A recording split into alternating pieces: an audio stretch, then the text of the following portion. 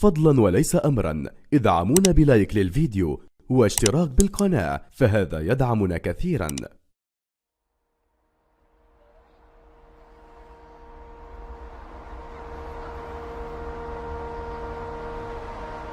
So much of our life is lived in a fog of automatic, habitual behavior. We spend so much time on the hunt. But nothing ever quite does it for us. And we get so wrapped up in the hunt that it kind of makes us miserable.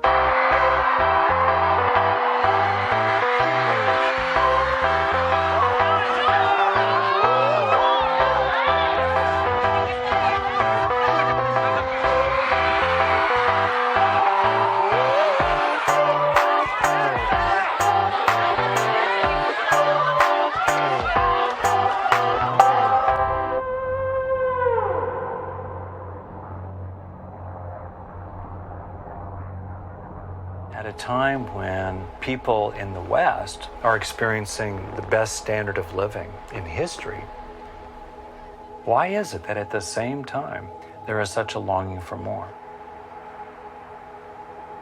I think of that as a kind of biologically based delusional craving. That auto-craving is a good strategy to keep animals alive, including early human animals, in really harsh conditions. But these days, today, it creates a disconnect.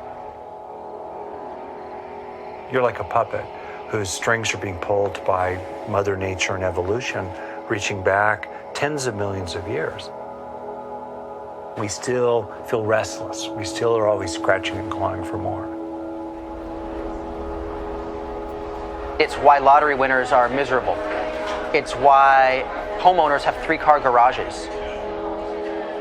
The first car creates an exponential, awesome rush of happiness and joy and utility. The second car comes about because we tire of the first car, and as humans, we're wired to become dissatisfied. It's an addiction, really. And we are encouraged to maintain the addiction through technology and information. Advertising has polluted and infiltrated culture. It's in our movies. It's in our television shows. It's in our books. It's in our doctor's offices. It's in the taxi cabs. It's in the bar sitting next to you.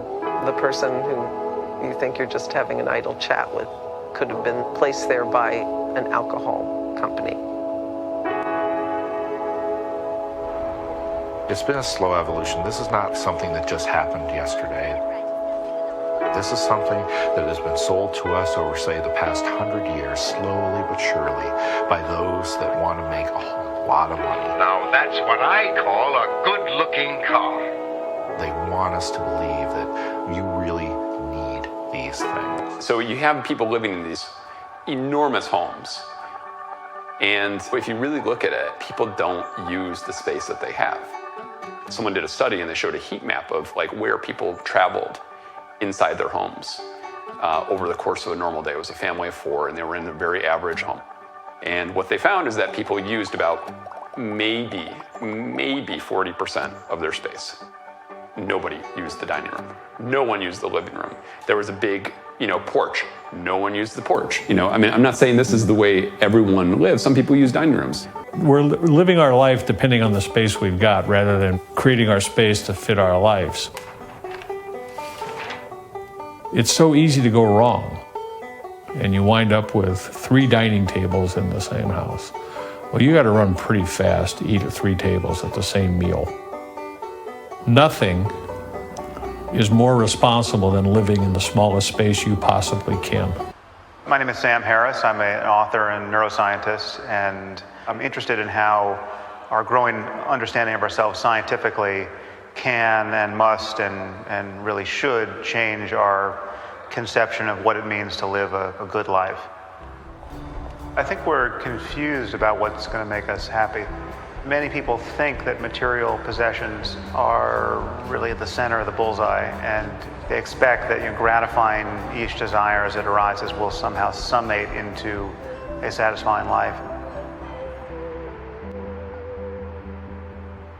It is clear that as human beings, we have strong attachment, initially in our lives, to people who are caring for us. And sometimes it feels like those attachments spill over to objects, as if they were as important as people. I'm not so sure that we have such a great relationship with things.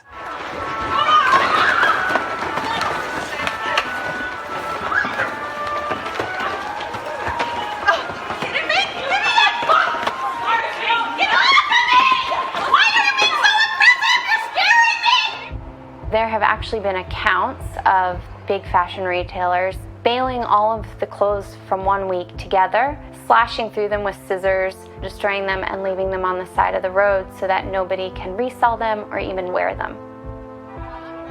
They want consumers to buy as much clothing as quickly as possible. I think people buy because they're trying to fulfill this void inside of them. And I know that because that was me. But no matter how much stuff we buy and how many different fads that we try, we don't become a more whole person. We keep looking. This hunger never gets fulfilled. I think it goes to the bottom line fact that you can never get enough of what you don't really want. In other words, deep down, we don't really want more goodies, more toys, more cars. We want what they will bring us. We want to feel whole. We want to feel content. This mindless consumption, this same thing that's not making us happy is also causing the degradation of our habitat. We can afford to have 350 parts per million of carbon dioxide in the atmosphere. We're closing in on 400 parts per million. It's caused by the burning of oil, of natural gas, of coal, of all the fuels that we use to power our consumer economy, to power the making of crap that we don't need. Global research, below $70,000 US a year, adding greater material well-being is linked to greater psychological well-being. But when you start pushing past that rough threshold, money doesn't buy happiness. You can have more money, but you're not happier. Jim Carrey has a quote where he says, "I wish everyone could become rich and famous so they could realize it's not the answer." The first response is always this: well, it's easy for Jim Carrey to say. He's rich and famous, right? And I'm like, wait a minute. Who else could say that? It would take someone rich and famous to be able to say it's not worth it. I think that more money is going to, say, give you security. The problem is that you don't necessarily have control over making more. One thing you do have control over is spending less. What you do have control over is having less, and that by having less, you automatically stretch what you do have. We have this capacity for focus, but we're living in a context where we are continually moving from one stimulus to the next in search of the dopamine experience, where we're rewarded by the next email or the next retweet or the next thing that comes into our phone rather often. I think there's a price we pay for that. It's really become an issue. There was a Nokia study that says the average person checks his or her phone like 150 times a day. Because you can do anything you want, you can potentially do everything you want. But to do everything you want, you have to sacrifice the things that really are important.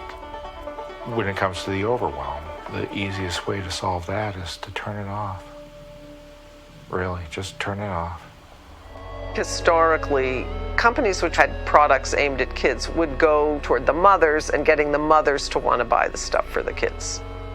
What happens is the companies decide to go around the mothers and go directly to the kids. I don't know what the most common 3 words are in American homes. I don't know if it's "I love you" or if it's "I want that." 5,000 advertisements we see every single day from the moment we're born. And they all tell us, hey, this is what your life should be about. It should be about accumulating more things, or it should all be about focusing on you.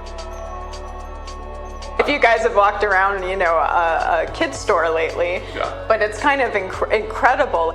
Anything you ever could have dreamed of has been thought of.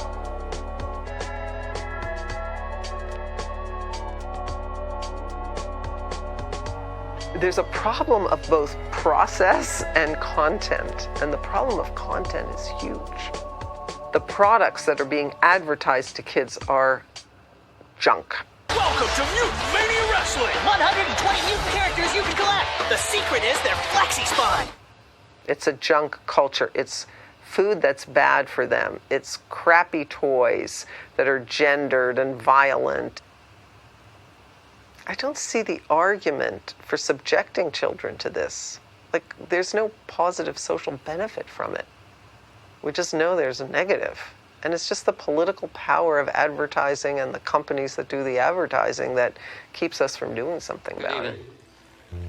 It's clear that the true problems of our nation are much deeper than gasoline lines or energy shortages, deeper even than inflation or recession.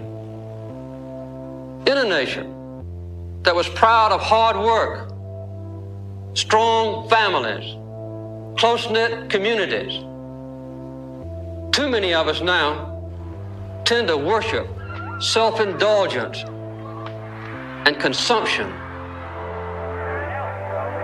Human identity is no longer defined by what one does, but by what one owns. But we've discovered that owning things and consuming things does not satisfy our longing for meaning. We've learned that piling up material goods cannot fill the emptiness of lives which have no confidence or purpose. This is not a message of happiness or reassurance, but it is the truth, and it is a warning. We think we need those things because we've been told we need those things. We've been told we need those things by our society. It's been this kind of slow little thing that's just kind of trickled in, and suddenly it becomes the thing you do.